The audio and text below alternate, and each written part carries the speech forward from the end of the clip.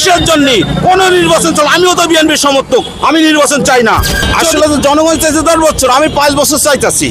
মানে 1 বছর মতো আরো 4 বছরই থাক, এটা আমার মনের কথা, এটা জনগণের জরিপের কথা বলছি আমি। জনগণ ভাই, খাই বা না খাই আসি বলো, ভাঙ্গা ঘরে চাঁদের আলো, ভাঙ্গা ঘরে চাঁদের আলো, খাই বা না খাই আসি বলো। কোনো সরকার এসে আমাদের প্যাডেল চালাই দেবে না ভাই, কারণ এখন আমরা অল্প ইনকাম করে আমরা ভালো আছি। এখন রাজপথে গন্ডগোল ঝামেলা আমরা দেখছি না, মারামারি কাটাকাটি দেখছি না।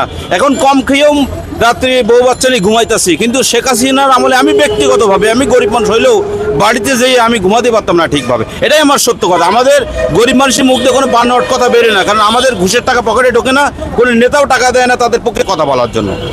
এবং বর্তমান সময় যেটা ডক্টর ইউনূস সাহেব যেভাবে দেশ চালাচ্ছে, আসলে আমি অনেক খুশি তার প্রতি।